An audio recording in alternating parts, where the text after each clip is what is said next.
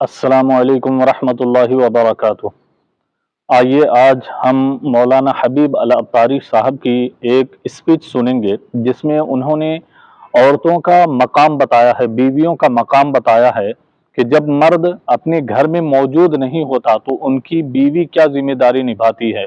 क्योंकि मर्दों का कहना रहता है कि हम जो है तमाम काम करते हैं, बाहर से आते हैं, थक थका कर आते हैं, लेकिन औरतें घर में बैठकर क्या करती है? कुछ भी नहीं करती। आइए उनका स्पीच सुनते हैं, इससे हमें मालूम चलेगा कि औरतें घर में क्या क्या करती हैं।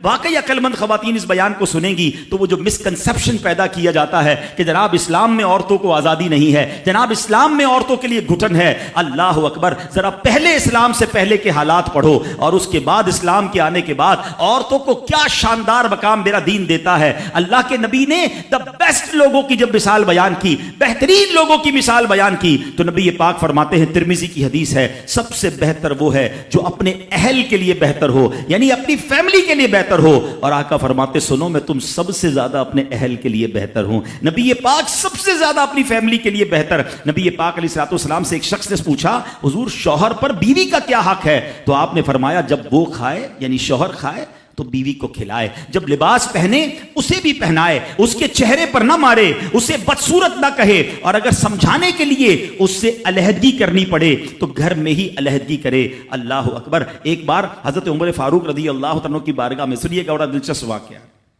सैयदना उमर फारूक का कितना बड़ा नाम है, आपके जलाल की, आपकी अदालत की मिसालें दी जाती हैं। बड़े बड़े लोग आपके सामने थर थर कांपते थे। आपका घर में अंदाज क्या था कि एक शख्स आया कि मैं हज़रत उमर के पास जाऊं और बताऊं मेरी बीवी जो है मुझसे इस तरह बात करती है, और मेरा वो अंदाज नहीं होता जो शौहर के सामने होना चाहिए। होता है, घरों में हो जाता है। तो हज़रत उमर के दरवाजे पर पहुंचा ना, तो अंदर से उसे सैयदना उमर फारूक रदी अल्लाह तआला अन्हु की ज़ौजा उम्मे कुलसूम रदी अल्लाह तआला अन्हा की नाराज़गी की आलम में गुफ्तगू करते हुए सुना। वो हज़रत उमर से बात कर रही थी। तो वो शौहर सोचने लगा कि मैं तो अपनी बीवी की शिकायत लेकर आया था, हज़रत के तो घर का भी मामला ही ऐसा ही है। तो वो कहते मैं वापस होने लगा। हज़रत उमर ने बुला लिया, कहा क्यों आए थे?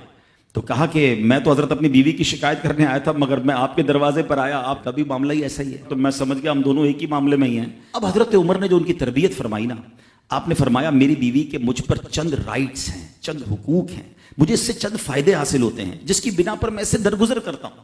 पहला ये कि ये मेरे लिए जहन्नम की आड़ है, मेरा दिल इसकी वजह से हराम कामों से बचा रहता है।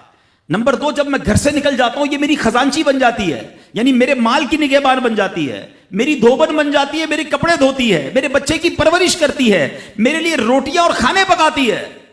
तो वो शख्स कहता है ये सारे फायदे तो मुझे भी अपनी बीवी से हासिल हैं, तो मैं तो कभी दरगुजर से काम नहीं लेता। वो मुझे कहती, मैं उससे लड़ना शुरू कर देता हूं। कहता आज आपकी बात से नसीहत मिल गई, अब मैं अपनी बीवी की छोटी मोटी बातों को मैं भी दरगुजर कर दूंगा। कितनी प्यारी बात बताई। हम वो सारी बातें भूल जाते हैं, एक गलती पर पकड़ लेते हैं, एक गलती पर डांटते हैं। हर गलती पर जनाब ऐसा नहीं होता, हर गलती की सजा सजाए मौत नहीं होती है। हम गलतियां नहीं करते। अगर जिस तरह हम अपनी बीवी को और गलती पर डांटते वो डांटना शुरू कर दे, फिर क्या हाल होगा? तो ऐसा ना करें। वो भी दिल रखती है, हमने किसी इंसान से शादी की है, कंप्यूटर से नहीं की, ठीक है ना? तो कंप्यूटर भी आजकल वायरस आ जाता है, तो वो तो इंसान है, गलती हो गई, कोई बात नहीं। बेशक, सुभान अल्लाह। मौलाना अब्दुल हबीब साहब ने बिल्कुल सही बात कही है कि चूंकि औरतें हैं, औरतें बोल जाती है, ज़्यादा बोल जाती है, लेकिन उसकी बातों को आपको दरगुजर करना है। जब तक आप उसकी बातों को दरगुजर नहीं करेंगे, आप उसके बातों को दिल से लेकर उनके बातों को दिल से लगा कर बैठेंगे, तो याद रखें आपकी ज़िंदगी कभी भी खुशगवार नहीं हो सकती।